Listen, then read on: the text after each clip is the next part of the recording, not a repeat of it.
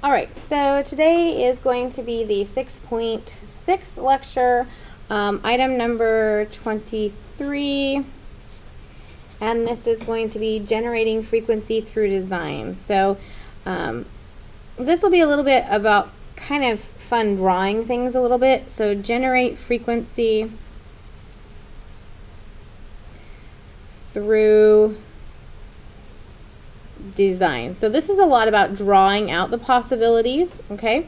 So what we're going to do is we're going to start with some word problems, or problems that we're just going to work through, and I'm going to show you how to do them. They'll be very similar to what we're going to be doing in our homework, okay? And then later on in the quiz. So here is one of these. Carter picks 4 of the cards below and flips a coin. How many outcomes are possible? Well, let's see. We're going to do a tree diagram. So we're going to start with, okay, we have A, B, I'm going to make this really big, C, and D. We want to have lots of room for all the possible combinations, right? All right. So we're going to flip the coin. If we flip or we draw a card and it's A,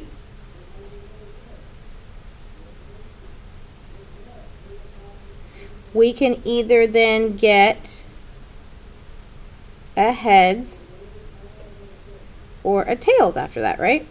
Or we could draw a B and get a heads or a tails. Or we can draw a C and get a heads or a tails.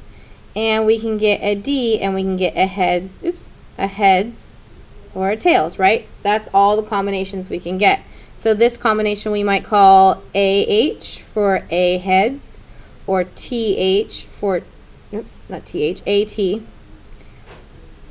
for A tails, or we might have B heads, we might have B tails, we might have CH for heads, we might have C tails, we might have D heads, and we might have D tails. So when we add them all up, we say 1, 2, 3, 4, 5, 6, 7, 8 outcomes.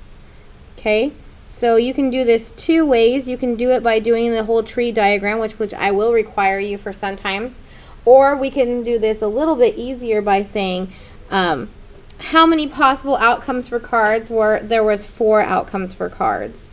Okay, how many possible outcomes for the coin flip? Well, there was 2 possible outcomes for the coin flip.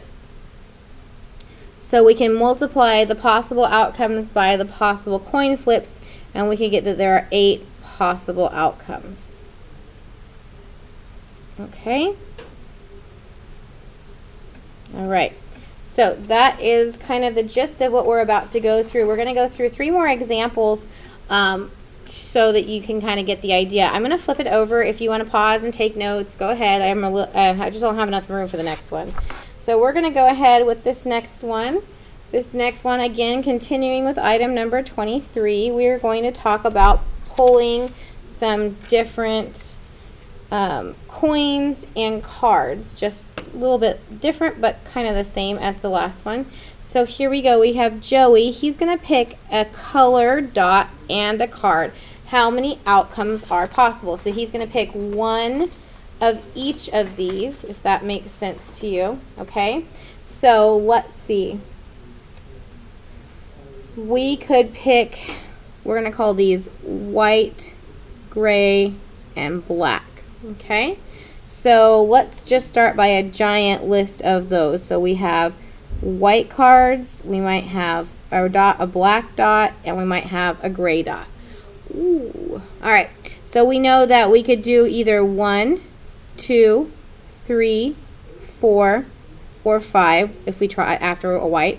We could get 1, 2, 3, 4, or 5 after a black.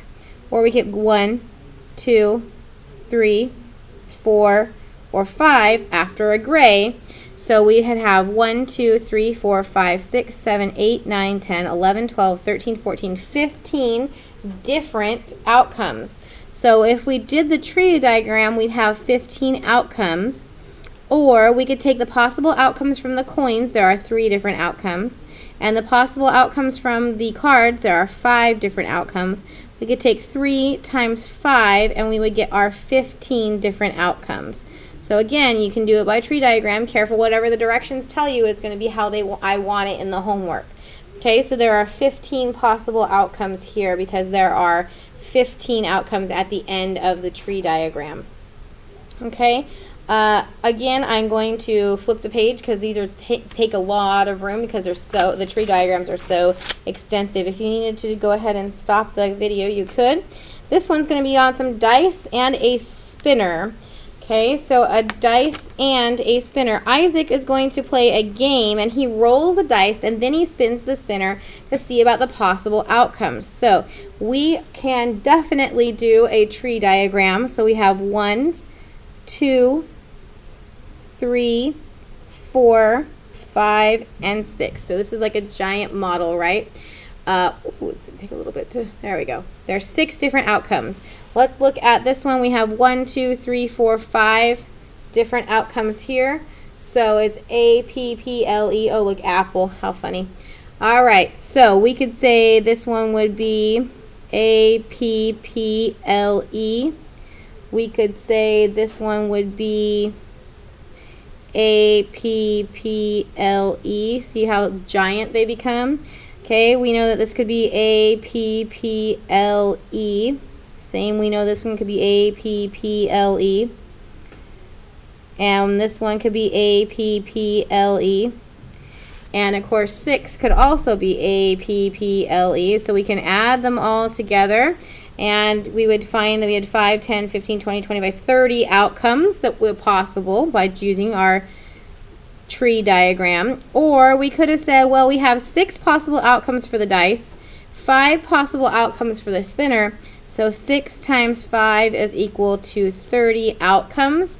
Sometimes it's going to ask you to list out those outcomes, so you need to know how to do both ways. This would be a 1 and an A, a 1 and a P, a 1 and the other P, a 1 and an L, and a 1 and the E. And you could list all of those out because those would be all the different outcomes that they could have. Okay, last example, it's going to be a 2-part example that I'm going to do for number 23. Okay, so here is the first part of it. There's a 2-part example. We're going to create a tree diagram. How many different ways can you arrange the letters in John's name? J-O-H-N. So we could say, here we go, we got J-O, make it really big, right? H-N. All right, so let's start with the first one. We could then do J-O, J-H, J-N. From there, I could do J-O-H-N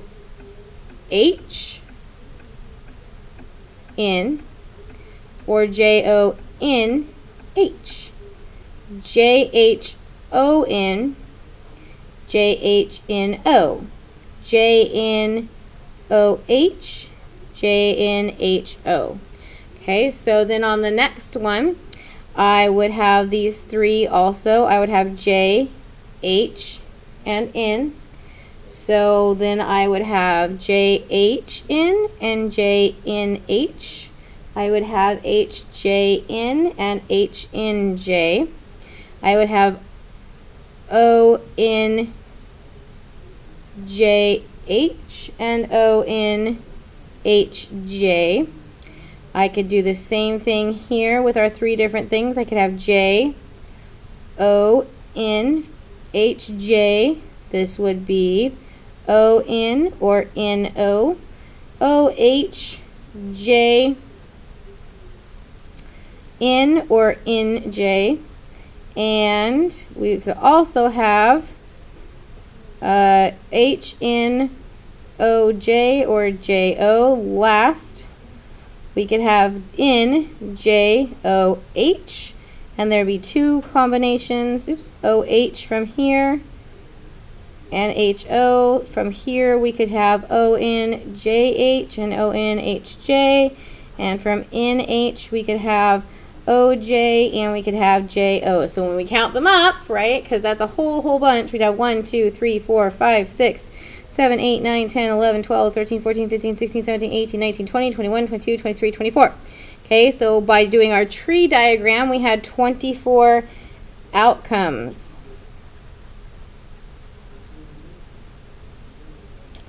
Okay, or we could have said, here we have 4 different outcomes. After that, we had only 3 different outcomes that we could have. And after that, we had 2 different outcomes we have. So that's 2 times 3, which is 12, times 2, and that becomes 24 outcomes. So we could have done this mathematically. And the last one, which is a little funny, says if we are going to do this randomly, and we're going to talk about a little bit about the probability. So you're going to write each letter of the word John on a piece of paper and draw them out of the hat randomly.